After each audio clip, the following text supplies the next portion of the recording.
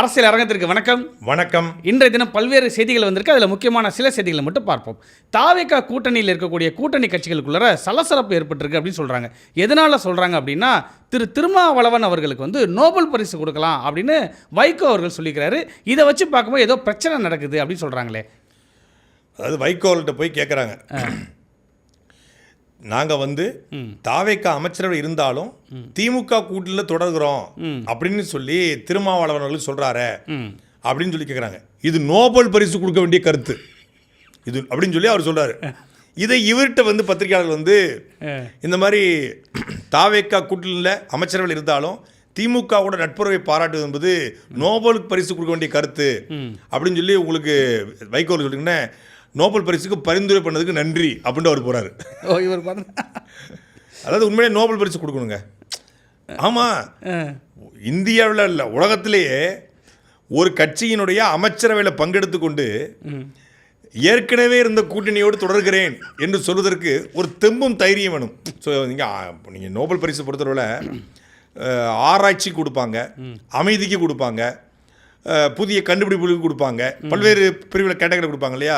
தெம்பும் தைரியத்திற்கும் இந்தியாவிலேயே இருக்கின்ற கட்சியில் இருந்து கொண்டு இன்னொரு கட்சிக்கு தாவும் தன்னம்பிக்கையும் தைரியமும் எனக்கு ஒரு தான் இருக்குன்னு சொல்லி வடிவேல் படத்தை சொல்கிற மாதிரி, யாரா ஒருத்தன் ரெண்டா பொழந்துட்டு வராங்கிற மாதிரி இவர் ரெண்டா திமுகலேருந்து பொழந்து தாவேக்கால இணைஞ்சாப்புல. தாவேக்கால சமூக நீதித்துறையுடைய அமைச்சரவையில் பங்கெடுக்கிறாங்க. ஆனால் கடந்த 10 நாளாக விசிகாவுடைய தலைவர் அண்ணன் திருமாவளவன் பேசுகிறத பார்க்கும்போது தாவேக்கா அமைச்சரவையில் பங்கெடுத்துக்கிட்டு வேற எதுக்கோ இவர் அடி போடுறாரோ, வேற ஏதோ ஒரு அடி போடுறாரா அப்படிங்கிற மாதிரி, எதுக்கோ அடி போடுறாரோங்கிற மாதிரி இருக்கு.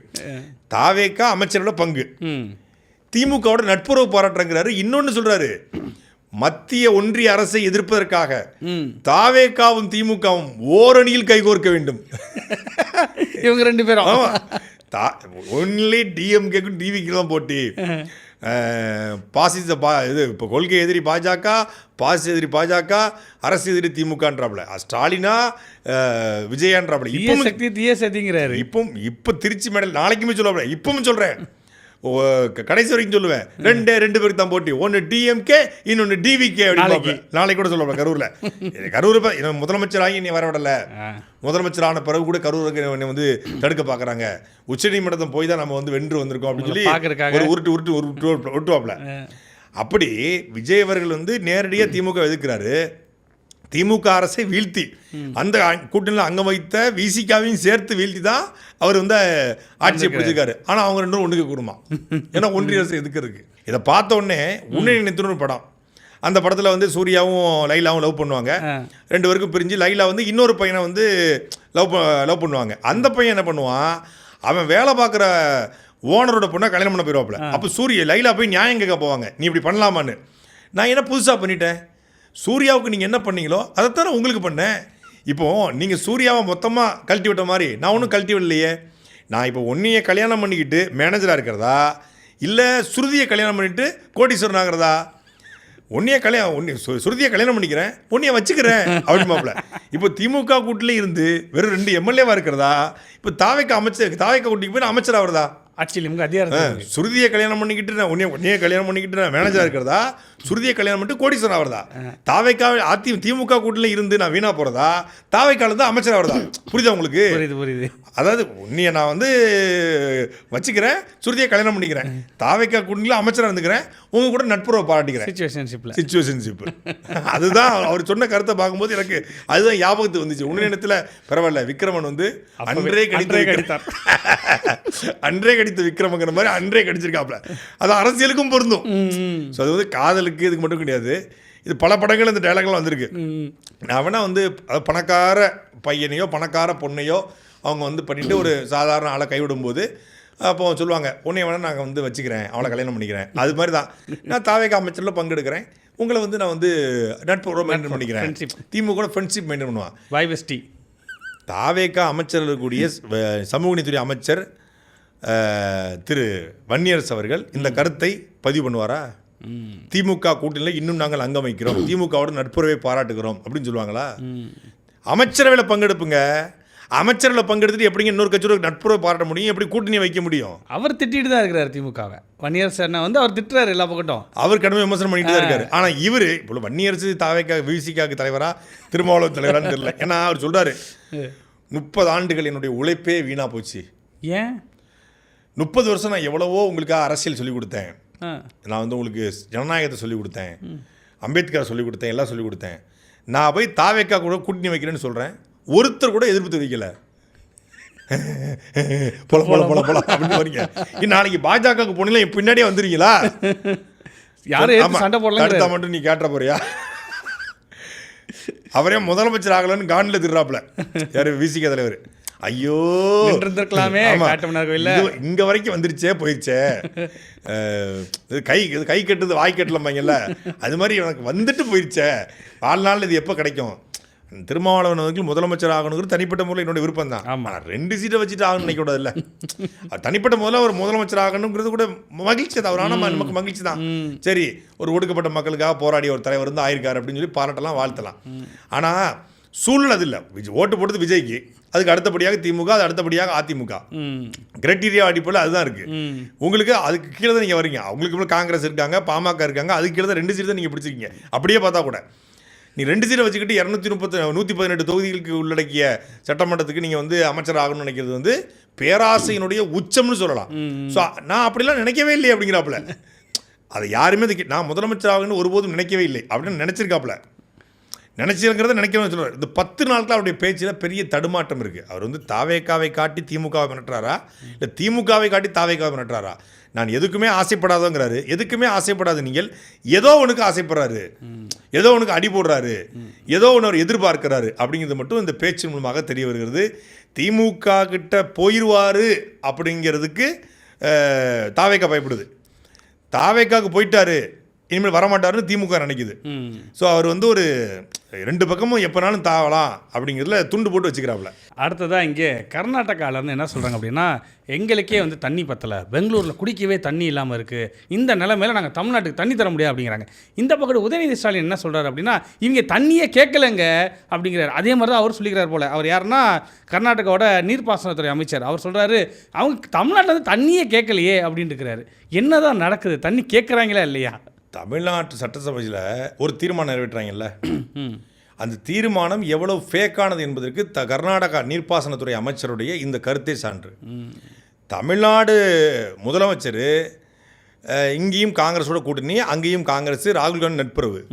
இவர் காவிரிக்கான சரிபங்கு நீரை எங்களுக்கு தாருங்கள் என்று கடிதம் கர்நாடகாவுக்கோ இல்லை பேச்சுவார்த்தையோ இல்லை வெங்கட் நாராயணன் இருக்கார் அவர் அனுப்பிச்சியோ ஏதாவது ஒன்று பண்ணியிருந்தா அவர் இந்த வார்த்தையை பதிவு பண்ண மாட்டார். காவிரியில் தாவேக்கா அரசு ஒரு ரெட்டை வேடம் போடுது. அது எதுக்கு இந்த ரெட்டை வேடம் போடுதுன்னு தெரியல. இப்போ நீங்கள் வந்து கர்நாடகாவில் சில இன்வெஸ்ட்மெண்ட்ஸ் இருக்குங்க எனக்கு அப்படின்னா பயப்படலாம். ஆனால் ஏன் கர்நாடக அரசை பார்த்து பயப்படுது? அவன் மேகதாதுல அணை கட்டுவதற்கான அடித்தளத்தை போட்டுக்கிட்டு இருக்கான். கிட்டத்தட்ட 7000 ஏக்கர் காடுகள் அழித்து அடித்தளத்தை போட்டு படிக்கையை கட்டிட்டான், கொண்டு கற்களை இறக்கிக்கிட்டு இருக்கான். அங்கே நம்முடைய ஆட்கள் போய் பார்த்துட்டு சொல்கிறாங்க அடித்தளம் போட்டுக்கிட்டு இருக்கான் அப்படின்னு. அப்போது அதுக்கான ஆயத்த பணிகளை கேரள அரசு, கர்நாடக அரசு தொடங்குது. ஆயத்த பணிகள் தொடங்கும் போது கடுமையான அழுத்தங்களை கொடுத்து, இதுக்கான உச்சநீதிமன்றத்துக்கு போகிறோம், அதுக்கு உச்சநீதிமன்றத்துக்கு போகிறேன்றாங்க. உடனடியாக போங்க.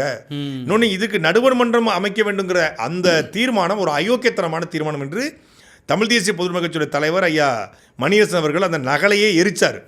நாம் தமிழ் கட்சி அதை வலுவையாக கண்டிச்சது. ஏன்னா காவிரிக்கு நடுவர் மன்றம் இருக்குது, காவிரியில் பிரச்சனை 2 இருக்கும், தண்ணி பங்கிடுத பிரச்சனை.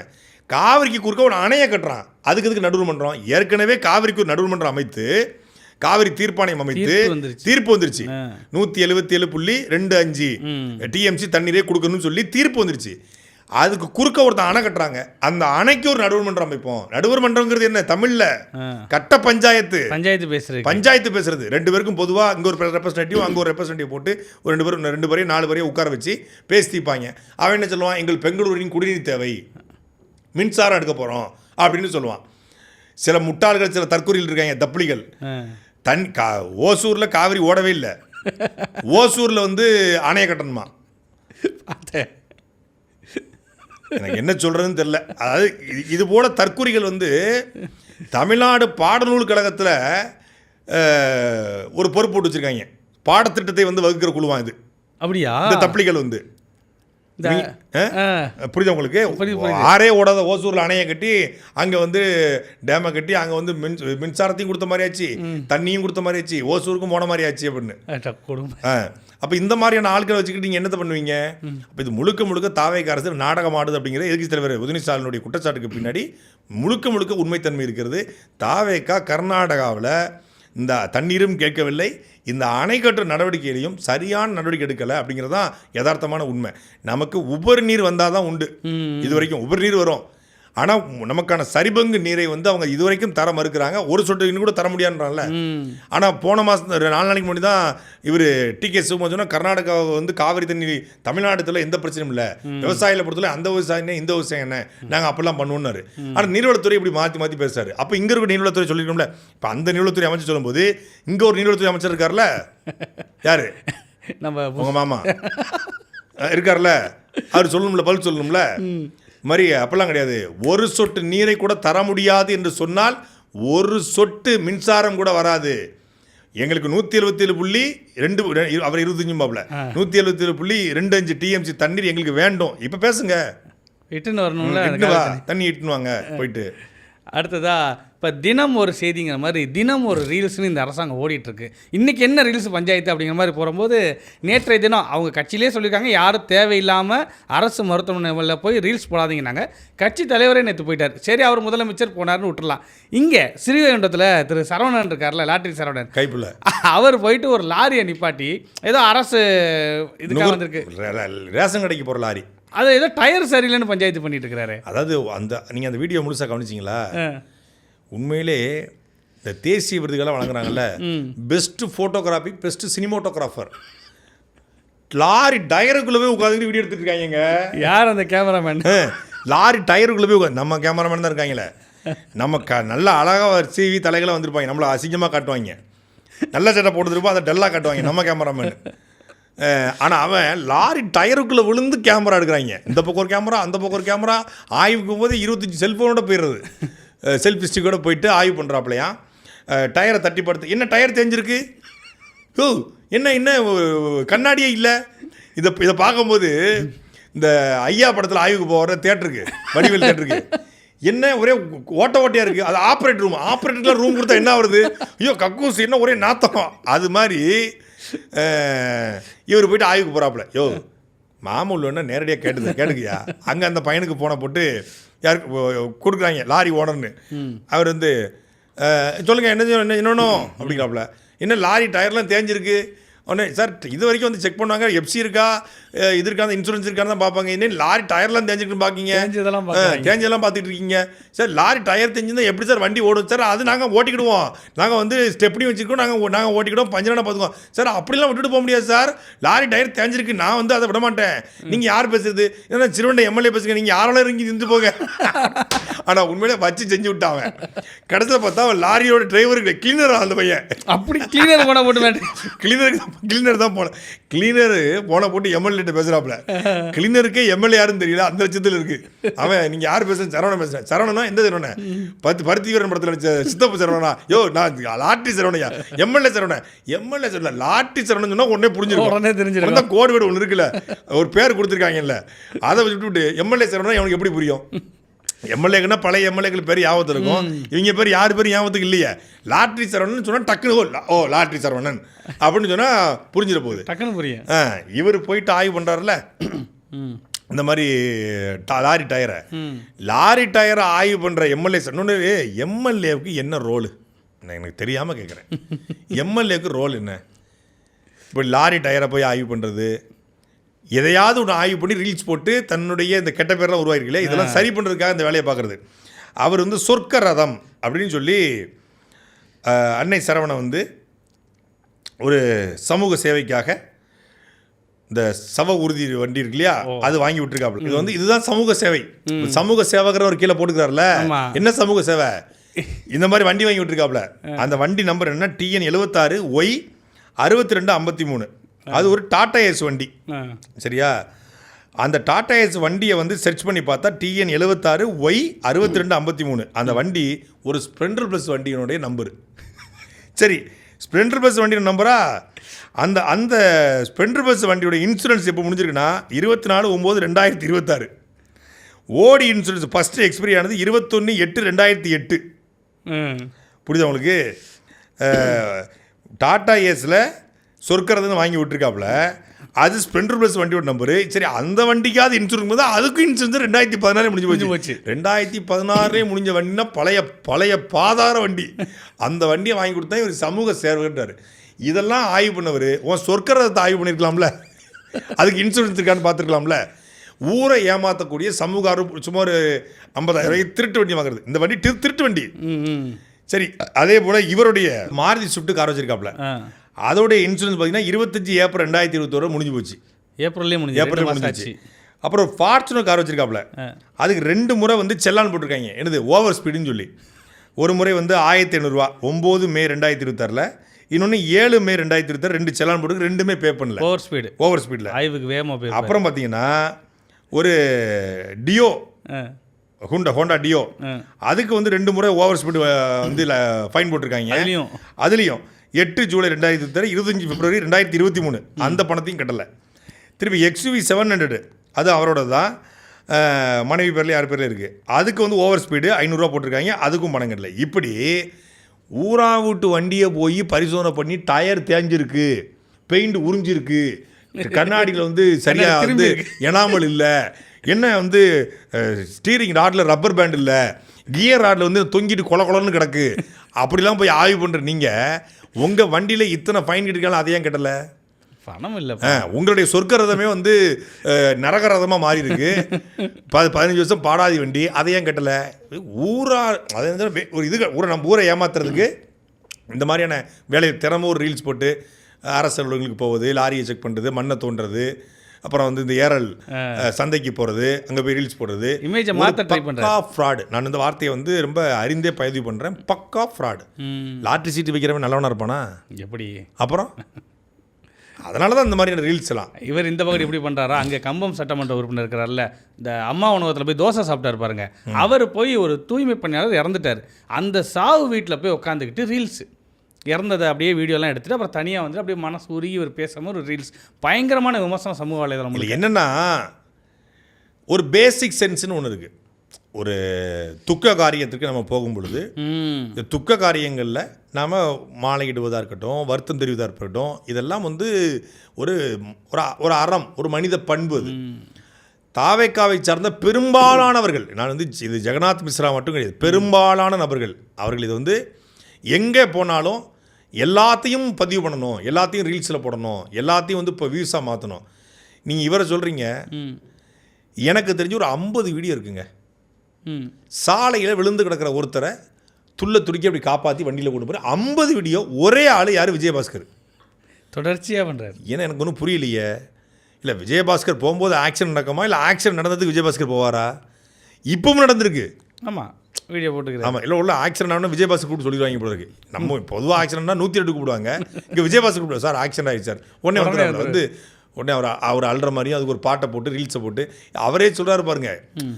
இதில் எக்ஸில், இன்ஸ்டாகிராமில், ஃபேஸ்புக்கில் எல்லாம் ரீல்ஸ் போடுங்க, எல்லாம் ஒரு செல்ஃபி விடுங்க, போடுங்க. அப்போ இதுதான் வேர்ல்டுன்னு நினச்சிக்கிட்டு இருக்காப்புல. குழந்தைங்களோடையும் போய் ரீல்ஸ் போட ஆரம்பிச்சிட்டாரு. ஆமாம், என்ன இப்போ எங்கே தெரியுமா, விஜய் மாமா கூட இருக்கேன் அப்படின்றாப்புல. ரொம்ப ஒரு டிஸ்கஸ்டிங் தான் அது. வந்து ரொம்ப ஒரு அருவருப்பாகவும் கேவலமாகவும் இருக்குது. ஆனால் நமக்கு அருவருப்பாகவும் கேவலமாக இருப்பது அவர்களுக்கு கொண்டாட்டமாக இருக்குது. அவங்க தப்பாக இருக்காங்களா, நம்ம தப்பாக இருக்காங்களான்னு நமக்கு தெரியல உண்மையிலே. நேற்று நம்ம பேசியிருந்தோம், இங்கே தென்காசி பக்கத்தில் நெல் கொள்முதல் நிலையத்தில் வந்து தீ விபத்து ஏற்பட்டிருக்கு, 60,000 மூட்டைகள் எரிஞ்சிருச்சு. ஆனால் இது தொடர்பாக அரசு தரப்புலேருந்து எந்த ஒரு சரியான விளக்கமும் கொடுக்கலையே. தமிழ்நாட்டில் எங்கே எது நடந்தாலும் உடனடியாக இந்த தாவை காட்சிக்கு வந்த பிறகு அமைச்சர்லாம் படையெடுத்து நீங்கள் பார்த்துருப்பீங்க. குறிப்பாக வந்து அம்மோனியா வாயு கசிவு ஏற்படுது எங்கள் திருவள்ளூரில். 9 பேர் மரணம் அடைகிறாங்க, 52 பேர் மயக்கம் அடைகிறாங்க. அமைச்சர் பர்வேஸ், ஆதவ் அர்ஜுனா, அமைச்சர் இவர் மரிய வில்சன், அப்புறம் நிர்மல்குமார், எல்லாருமே வரிசை கட்டி போகிறாங்க. ஒவ்வொரு அமைச்சராக போய் அரசு மருத்துவ ஆதவ அர்ஜுனாலேருந்து எல்லாருமே பார்க்குறாங்க. பார்த்துட்டு ஆய்வுகளை மேற்கொண்டோன்னு பத்திரிகையாளர் சந்திப்பு நடத்துகிறாங்க. இப்படி இந்த அமோனியா வாயு கசிவிற்கு அது ஒரு தனியார் நிறுவனத்தில் ஏற்பட்ட அமோனியா கசிவு, 9 பேர் மரணம் அடைகிறாங்க. ஒரு சென்சிட்டிவான இஷ்யூ தான். அதுக்கு படையெடுத்த அமைச்சர்கள் ஏன் தென்காசி மாவட்டம் ஆலங்குளம் பக்கத்தில் ஐந்தாம் கட்டளை கிராமத்தில் 60,000 நெல் மூட்டைகள், 1,80,000 நெல் மூட்டை இருக்குது, 60,000 நெல் மூட்டைகள் நெறிஞ்சி சாம்பலாக போகுது. இது ஒரு திட்டமிட்ட விபத்து, திட்டமிட்ட ஒரு விபத்துன்னு சொல்ல முடியாது, இது திட்டமிட்ட செயல் அப்படின்னு சொல்லி அந்த ஊர் மக்கள் சொல்கிறாங்க. ஏன்னா ஒரு இடத்துல ஃபயர் ஆகுது, ஒரு சிகரெட்டு பிடிச்சோ இல்லை பீடி பிடிச்சோ ஃபயர் ஆகுது அப்படின்னா ஒரு இடத்துல எரியும், ஒரே நேரத்தில் 3 இடத்துல எரிஞ்சிருக்கு. சிசிடிவி கிடையாது. இதை நேரில் பார்த்தது யாருன்னா அந்த தமிழ்நாடு நுகர்பொருள் வாணிப கழகத்தினுடைய இந்த கிடங்கினுடைய ஒரு டிரைவர். அவர் வந்து தனக்கு வேண்டப்பட்ட ஒரு நபருக்கு அழைச்சி பேசுகிறாரு. அவர் ஆலங்குளத்தில் இருக்காரு. அவர் ஆலங்குளம் தீயணைப்புத்துறை அலுவலகத்துக்கு நேராக போகிறாரு, ஸ்பாட்டுக்கு நேரில் போகிறாரு. நேரில் போய் இந்த மாதிரி வந்து 5ஆம் கட்டளைக்குரிய நெல் கொள்முதல் நிலையத்தில் விபத்து ஏற்பட்டுருச்சு, தீ எரிஞ்சிக்கிட்டு இருக்கு, வாங்கன்னு கூப்பிடாரு. வண்டி இல்லை சார், இப்போ தான் வண்டி வந்து ஒரு இடத்துக்கு போயிட்டு இருக்கு அப்படின்னு அவர் சொல்லி, நாங்கள் வர வழி தான் வண்டியை நான் பார்த்தேன், ராம்நகரில் வண்டி இருக்குன்னு சொல்லியிருக்காரு. சார் ராம்நகர் பக்கத்தில் தான் இந்த 5ஆம் கட்டளை இருக்கு, 5 நிமிஷம் தான், வந்தால் உடனே அணைச்சலாம். இல்லை அங்கே ஒரு கிணத்துக்குள்ளே மான் விழுந்துருச்சு, மானை எடுக்கிறதுக்காக இந்த வண்டி போயிருக்குன்னு. நான் வேணா ஆலங்குளத்து சுரண்டையிலேருந்தும் தென்காசிலேருந்து வர வைக்கிறேன்னு. சுரண்டைக்கும் ஆலங்குளத்துக்கும் கிட்டத்தட்ட 1/2 மணி நேரம் ட்ராவல், தென்காசிக்கு ஒரு 3/4 மணி நேரம் ட்ராவல். அங்கேருந்து அவங்க கிளம்பி வரணும், 1 மணி நேரத்துக்கு மேலே ஆயிரும். அப்போ சார் அங்கே வரதுக்குள்ளே எரிஞ்சு பலது சாம்பலாக போயிடும், நீங்கள் இப்போ வந்தால் உடனடியாக தடுத்து நிறுத்திடலாம், ஒரு 100,000 மூட்டைக்குள்ளே இது பண்ணிடலான்னு சொல்லியிருக்காங்க. பொறுமையாக அந்த மானை எடுத்து இறங்கி மானை காப்பாற்றி மானுக்கு மருந்து போட்டு கால்நடை மருத்துவமனையில் கொண்டு போய் மானை விட்டுட்டு அதுக்கப்புறம் அந்த வண்டி வந்திருக்கு. இது யாருடைய அலட்சியம் ஒன்றா? அதுக்கப்புறம் அதுக்குள்ளே சுரண்டையிலேருந்து தென்காசிலேருந்து வண்டி வந்துடுது, வந்து ஒரு 2-3 வண்டி வந்து அணைச்சிட்ருக்கு. அங்கே இருக்கக்கூடிய தாவேக்கால வேட்பாளர் என்ன விபின் சக்கரவர்த்தின்னு நினைக்கிறேன் அந்த பையன் பேர். அவர் போயிட்டு வழக்கம் போல் அவர் வண்டியிலேருந்து இறங்குறது, அவர் அங்கே பார்க்குறது, நெருப்பு எரிகிறத பார்க்குறது, தீ தளபதி பேரை சொன்னால் விசிலடி அப்படிங்கிற மாதிரி ரீல்ஸை போட்டுட்டு அவர் கிளம்பிட்டாப்புல. தென்காசியுடைய பொறுப்பு அமைச்சர் ராஜு வந்து எட்டி பார்க்கல. உணவுத்துறை அமைச்சர் வெங்கட்ராமன் அவருடைய நேரடி கட்டுப்பாட்டில் தான் தமிழ்நாடு நுகர்பொருள் வாணிப கழகம் வருது. வெங்கட்ராமன் எங்கேயாவது தென்காசி 5ஆம் கட்டளைக்கு போனதா செய்தியை பார்த்தீங்களா? இல்லை. தமிழ்நாடு உணவுத்துறையின் சார்பாக ஏதாவது அறிக்கையை பார்த்தீங்களா? இல்லை.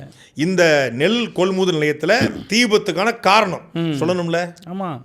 தமிழ்நாடு அரசினுடைய உணவுத்துறை சார்பாக இந்த மாதிரி தென்காசி மாவட்டம் ஆலங்குளம் சட்டமன்ற தொகுதிக்கு உட்பட்ட 5ஆம் கட்டளையில் நெல் கொள்முதல் வச்சுருந்தோம், திறந்த வெளியாக இருந்துச்சு. யாரோ சமூக விரோதிகளோ இல்லை இந்த மாதிரி வெயிலின் தாக்கத்தினாலேயோ ஏதோ ஒன்றில் இந்த நிகழ்வு நடந்திருக்கிறது, இனி போல வருங்காலங்களில் நிகழ்வு நடக்காது என்றோ இல்லை இதுக்கு செய்தி வெளியீடுன்னு ஒன்று இருக்குல்ல, எதனால் நடந்துச்சு, யார் பண்ணது, எஃப்ஐஆர் பதிவு செய்யப்பட்டிருக்கா, யார் பேரில் பதிவு செய்யப்பட்டிருக்கு, ஊர் மக்கள் வந்து சில குற்றச்சாட்டை வைக்கிறாங்க, ஊர் மக்கள்கிட்ட விசாரித்து அங்கே வேலை பார்க்கணும் விசாரித்து எஃப்ஐஆரை பதிவு பண்ணி யார் பண்ணது, யார் பண்ணாங்கன்னு விடுங்க, எப்படி ஆச்சு. தமிழ்நாடு அமைச்சர் வெங்கட்ராமன் எதற்காக 5ஆம் கட்டளைக்கு போல, அதை விட வேற என்ன உங்களுக்கு வேலை? 60,000 நெல் மூட்டை எரிஞ்சிருக்கு, அதை பார்வையிடாத விட வேற வேலை இருக்கா? இருக்கு. என்ன வேலை இருக்கு அப்படின்னா, முதலமைச்சருடைய நேரடி ஆடிட்டர் அவர். ஸ்டில் நம்ம அவர் தான் ஆடிட்டிங், இப்பவும் அவர் தான் ஆடிட்டர். அதுதான் மெயின், அதுதான் முதன்மையான தொழில். அமைச்சருங்கிறது அப்புறம் தான். நான் முதல்ல ரவுடிடா அப்புறம் தான்டா இது அப்படின்னு சொல்லி சிவாஜி படத்தை சொல்லுவார்ல, அது மாதிரி அவர் வந்து முதலமைச்சருடைய ஆடிட்டர். அவருக்கு அதுக்கே நேரம் சரியா இருக்கு. அவருக்கு இதெல்லாம் வந்து சும்மா ஒரு என்ன சொல்றது, ஒரு பார்ட் டைம் மாதிரி. ஒரு அமைச்சர் பதவி என்பது அவ்வளவு கேவலமானதாக நினைக்க போய் தான் நேரடியாக போகலை. என்ன உங்களுக்கு வந்து தூத்துக்குடி ஏர்போர்ட் இறங்கி போக முடியாதா, மதுரையில் ஒரு நாள் போக முடியாதா, போய் பார்த்துட்டு பார்வையிட்டு வரதுக்கு என்ன, இனிமேல் இது போல் நடக்காமல் தடுக்கணும் ஒரு பேட்டி கொடுக்க முடியாதா? சென்னையை தாண்டி அந்த ஆள் வந்து நகரதே இல்லைங்க, இங்கே இருந்துக்கிறது. அப்போ தமிழ்நாடு இன்றைக்கி வந்து தென் மாவட்டங்கள் தான் அதிகமாக விவசாய நிலங்கள் இருக்குது, விளைநிலங்கள் இருக்குது, நெல்லை வந்து உற்பத்தி பண்ணுறாங்க. இது ஒரு இடத்துல எரிஞ்சது போல் இன்னொரு இடத்துல நடந்துடக்கூடாது. தஞ்சாவூர் மாவட்டங்கள் போய் பார்வையிட்டு போர்க்கால அடிப்படையில் என்ன பண்ணலாம், ஒரு தற்காலிக டென்ட் போருக்கு என்ன பண்ணலாம் அப்படிங்கிறத ஒரு அமைச்சர் ஆய்வு பண்ணணும்ல. அதை பற்றி கவலையே படலை, அதை பற்றி அறிக்கையும் கிடையாது, எந்த இதுவும் கிடையாது. அவ்வளோ அலட்சியம். நெல்லு தானே. சினிமா கொட்டாய் எரிஞ்சிருந்தா போய் பார்த்துட்டு உடனே போயிருப்பாங்க. ஏன்னா தேட்ரு ஏன்னா ஜனநாயகம் படம் ரிலீஸ் ஆகணும் அப்படின்னா உடனே போய் பார்த்துருப்பாங்க.